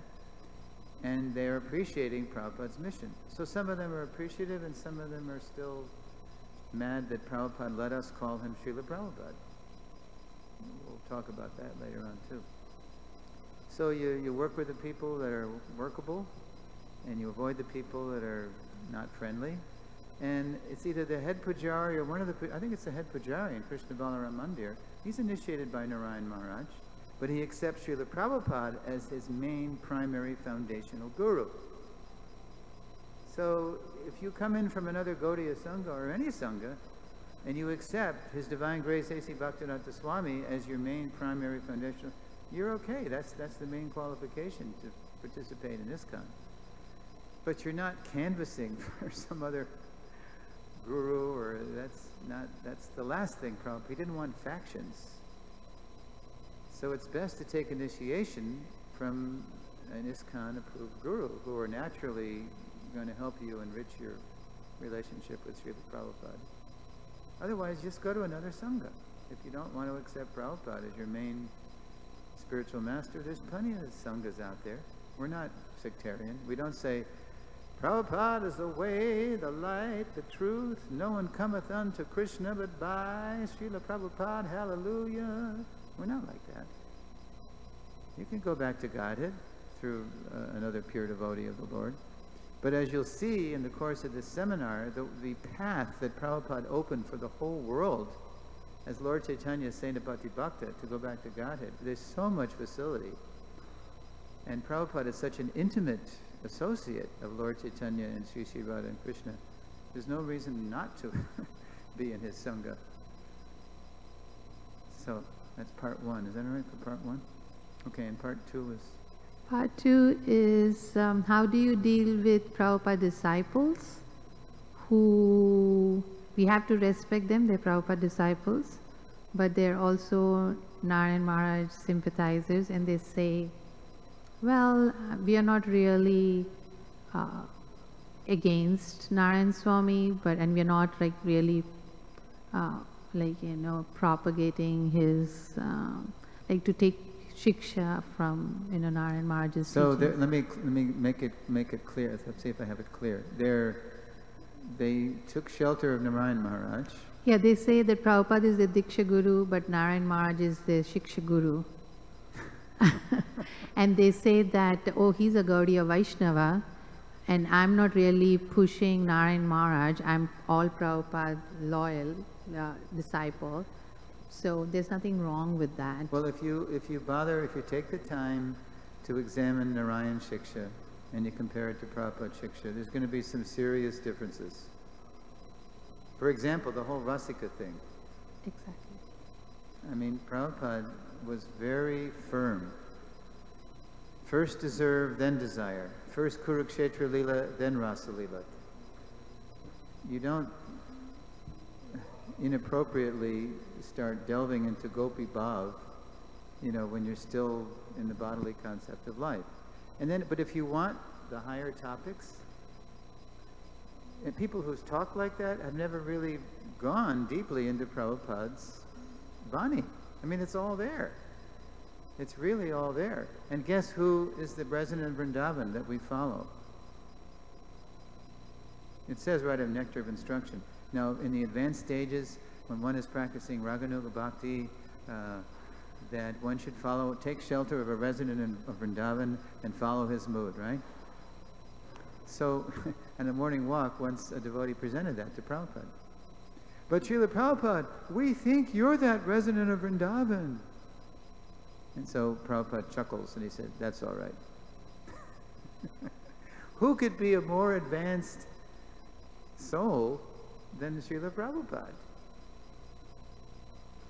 And another background to your question is that it's completely understandable why so many people left ISKCON in droves. I mean, advanced people who did a lot for Prabhupada's mission while he was walking among us, and because of the nonsense that went on in the 1980s, imitation of Prabhupada, those people were practically driven out of ISKCON, a lot of those people, because they wouldn't surrender to the new gurus who were presenting themselves as the new Prabhupads, practically.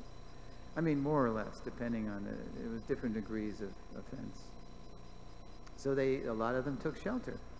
Sridhar Maharaj, and Narayan Maharaj, and Govinda Maharaj, and because they just wanted some shelter. They couldn't take what was going on in ISKCON.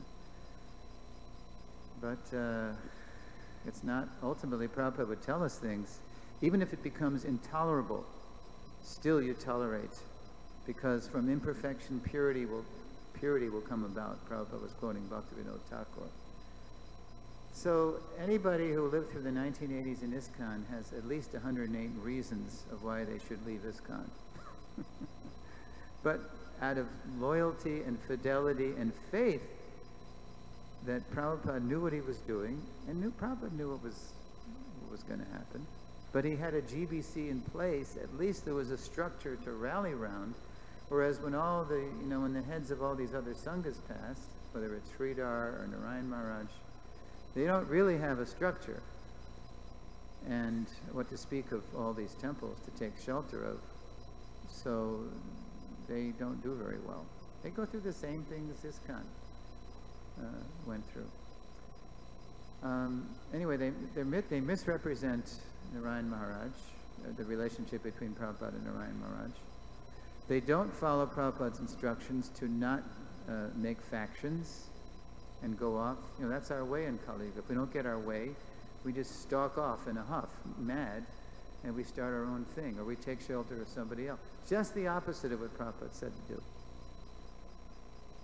Just the opposite. And because that was done after Prabhupada left, the GBC did this.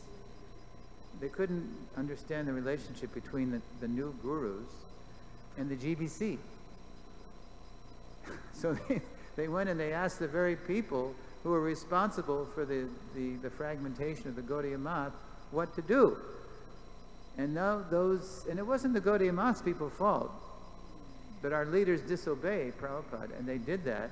And what was their takeaway from those meetings? The zonal acharya nightmare. You know, they became aloof.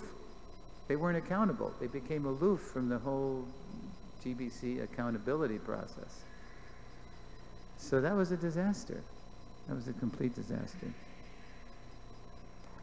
So we welcome all Gaudiya Vaishnavas. They're our cousins. They're family. But if they're acting in ways that are contrary to Prabhupada's explicit instructions, you have to be aware of those instructions.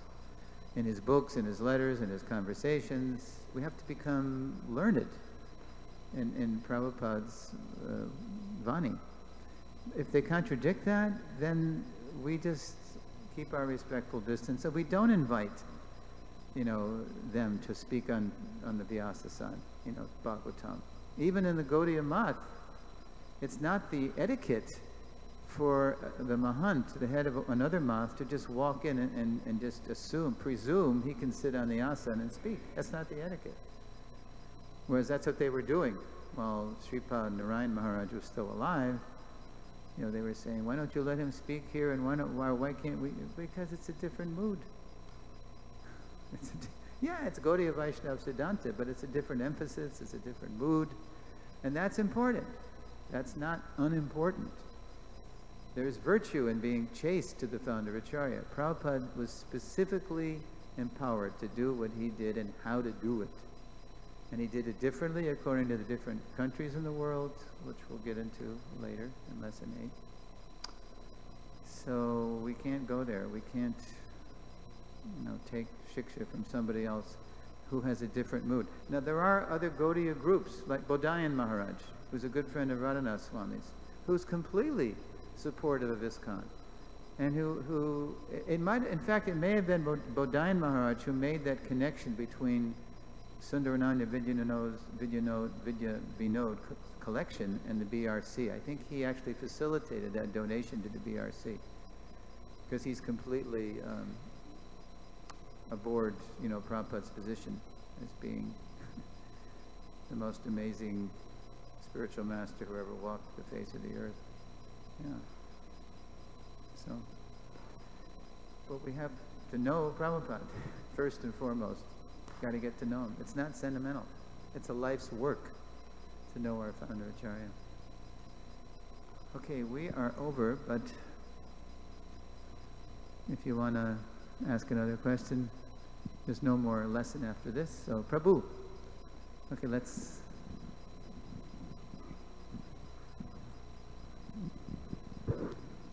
Hare Krishna. My question is, what does it mean to be a devotee? What does that mean to be? I mean, is there like a definition of a devotee? Okay, this is a good example of the kind of question that I begged everybody, I guess I should say it every lesson. That's a good question, but it's not necessarily apropos to this lesson of the seminar. It's a nice question, but I'm begging you to ask questions in terms of the learning outcomes for this lesson. Or you want to try to phrase it or relate it to a point in the lesson, maybe we can work with it. Okay. Okay, give him the mic. I have a wondering about first initiation and second initiation. Okay, eat the mic. There you go. The importance of second initiation. Is that pertaining to? That's also not specifically relevant to the lesson. Okay. Although we did mention, actually, it was on the occasion of the first Brahman initiation that Prabhupada's name went from Swamiji to Prabhupada. So let's try to keep the questions relevant to the learning outcomes. Okay, we got Gokul Ananda Prabhu. Hare Krishna Prabhu. Can you clarify some people who are of Vaishnavas who are not from ISKCON may question the terminology Prabhupada Nugas. And also Prabhupada said that we are Rupa Nugas. Just if you can discuss. Yeah, what's the relationship between Prabhupada Nuga and Rupa Nuga, right? Who told us we were Rupa Nugas? Who told us we were Rupa Nugas? Well, Srila Prabhupada in Nectar of Instruction.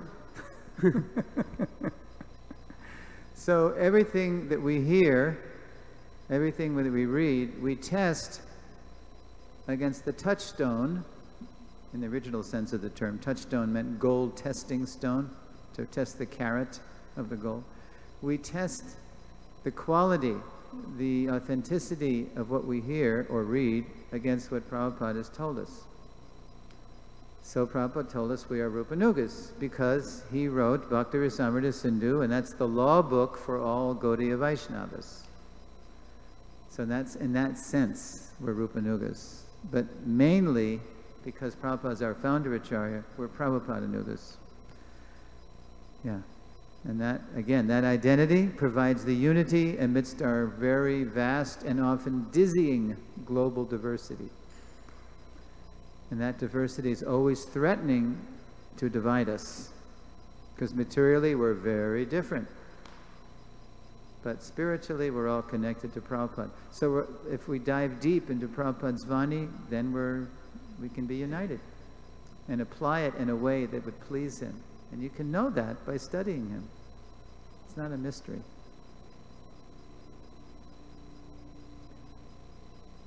Okay. Oh! Prabhuji, Keshava Krishna, Keshava Kishore. Thank you, Prabhu. We know Prabhupada is ISKCON, and ISKCON is Prabhupada. Wait a minute. We're going to study that in Lesson 9. That's a false equation. Is that right? Okay. Yep. Well, it sounds good. Yeah. But it's not completely quite true. True. It's partially true.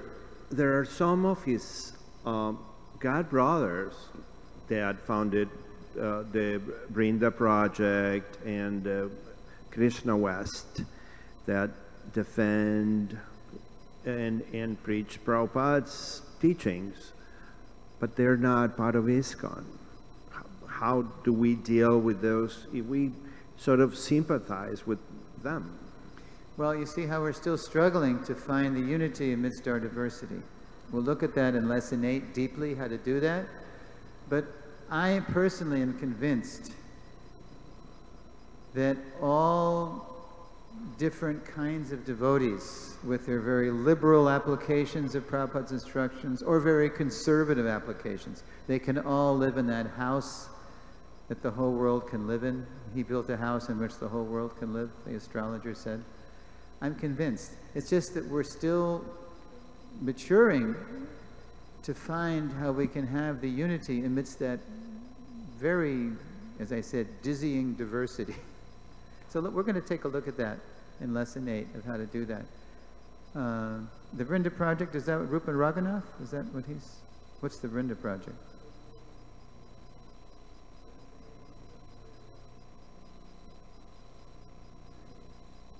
The name of this German Maharaj that leads the Vrinda Project. Paramadvaita. Okay, that's a good example. Yeah. So anyway, Paramadvaiti Swami, the former Alalanath Prabhu, he had his reasons for leaving ISKCON, and they're good, but I hope I hope we can all accommodate each other in the future. You know, one of the last things Prabhupada did, the last entity Prabhupada created before he left his body, I mean, he was practically managing right up to the end. He created the Bhaktivedanta Swami Charity Trust. You know what that is?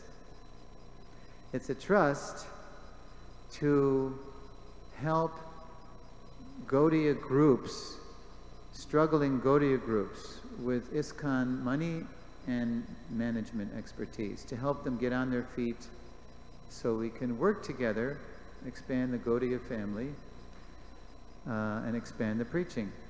So Prabhupada was always trying to get, he never gave up trying to get the God Brothers to work together, right? I have stories about that, but we'll save them for later with Sridhar Maharaj and Prabhupada. Yeah, so we do struggle to find our unity amidst the diversity. So Prabhu, you do have a relevant question to the lesson? A question relevant to the lesson? Yeah, because you mentioned the Beatles, right? With like George Harrison. Okay, so Prabhupada, did he consider George Harrison a devotee, or did he, was he actually considered like officially? You got me on that one because I was talking a lot about the Beatles, so I'm going to have to answer your question, right? No, you're not. No, I'm happy to answer that question. I'm a George, I entered through George, right? I was following George's vibration right to Prabhupada's feet. I didn't even know it. Okay, Srila Prabhupada once referred to George as his uninitiated disciple.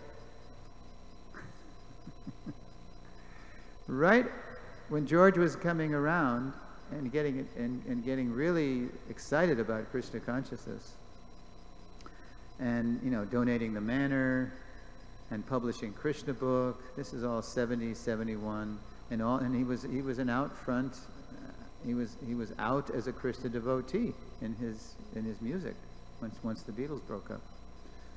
He went to Prabhupada and he said, Srila Prabhupada, the more I chant, the more I just want to give up this rock and roll stuff. I'm losing my taste for all this stuff. And so Prabhupada chuckled and he said, no, actually you're bringing so many people to Krishna doing what you're doing. Don't shave your head and move into a temple or an ashram. Be yourself and just make music about Krishna. So he took that to heart. Now, if you know George's history, he did have great success with his initial albums on his own after the Beatles broke up. And then he tried in his Dark Horse tour, 1974, that was his Dark Horse album, to just preach at concerts and sing, like there's Christian rock and roll musicians, Christian rock and all this stuff. And he tried that, and it just fell on its face. Nobody liked it. Nobody wanted it. And plus, he couldn't sing that. He had a bad throat, and he couldn't even sing properly. So after that experience in 74, he developed a kind of double life. He had his devotee friends and devotee musicians, bhajans. He had, especially Mukunda and Shyamasundar and Guru Das. They were the closest to him. And he had his rock and roll friends.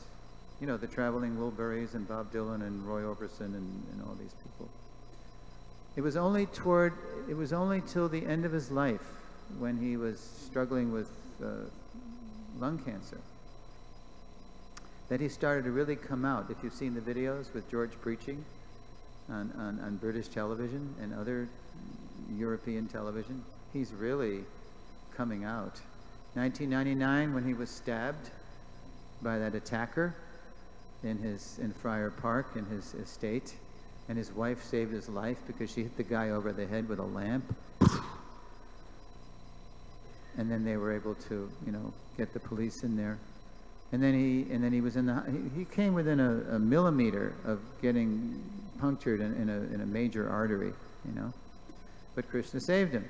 And then when he was well enough to face the press again, they asked him, what it was like, and all this, or what do you think? What did you make of that? How did you take that event in your life? So you know what George said? He said, well, life is as precarious as a raindrop on a lily leaf, Who was he paraphrasing there? Life is as precarious as a raindrop on a lily leaf. Who was he paraphrasing? No. He was paraphrasing one of Prabhupada's favorite songs, though. Narottam Das, or was it Govinda Das? Kamala Jala Hugot Bhaja Hare Mana. Govindadas. Yes, Govindadas. Kamala Jala Dala Jivana Talamala. Jeev, the life, is as precarious as a drop of water on a lily leaf, because, you know, the lily or the lotus, they have this waxy coating, and the rain just, whoosh, that's in the Gita. Kayana Manasa Buddhi. We have to be just like a lotus on water, but not touched by it. It sits on a pad, and then the water just slides right off it. We have to be in this world, but not of it. So George is just quoting to the journalist. He's getting philosophical. You know, any time, not just me, but you and the whole world, our life can go at any moment. He was just straight on at the end. He just was letting everybody know the truth in a nice way. You know, he learned from Prabhupada how to preach to different people. So, George did more service than I'll ever do. I mean, even though he struggled, he didn't, you know, his whole life he was addicted to cigarettes. So he knew he couldn't follow the principles, and therefore, you know, he didn't, I mean, even Prabhupada advised him not to, you know, shave his head and move in and take initiation. So he called George his uninitiated disciple, because he did so much for the Hare Krishna movement. But he was a rock and roll guy, you know. So he did both, you know, and he passed away very peacefully in Los Angeles with Mukunda and Shyam Sundar and Ravi Shankar and Derek Taylor, the Beatles' old road manager. Just a few intimate friends. And Olivia, his wife, reported that when George left this world, he glowed so much, the whole room lit up. He got Prabhupada's mercy. Okay, is this going to be another George? It's related with George, actually. Well, let's not end this with no, it's about Prabhupada. When he was passing away, left his ring to him. Yes. So it is true. Give this to George. Yeah. Now, George had a lot of association with a lot of gurus, swamis, and yogis, but Prabhupada was his main, primary, foundational, spiritual master. Yeah. He had his own altar, he would chant japa, and people like Shyam Sundar and Mukunda will tell you when George was passing away, when he was getting ready to leave this world, he was completely at peace. He was in Krishna's hands. He really got the mercy of Srila Prabhupada, because he just did so much for Prabhupada's movement. I mean, I can't imagine. To this day, people come to the movement because of him. Just even though they weren't even living in that time. Okay, so let's end it here.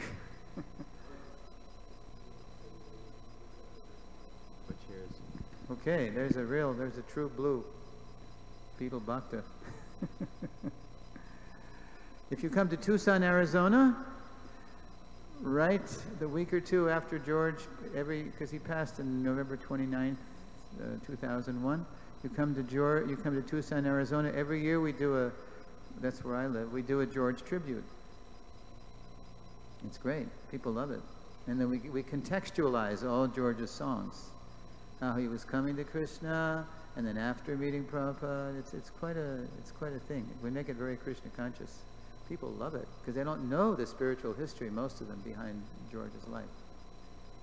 Yeah.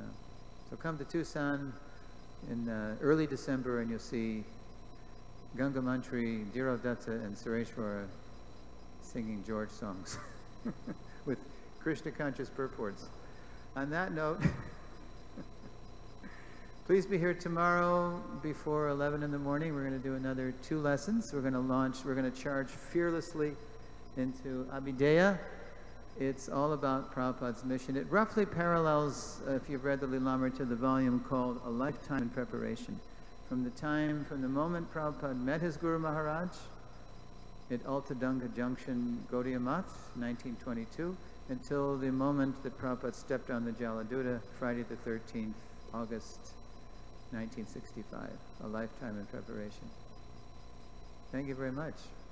Srila Prabhupada ki jai.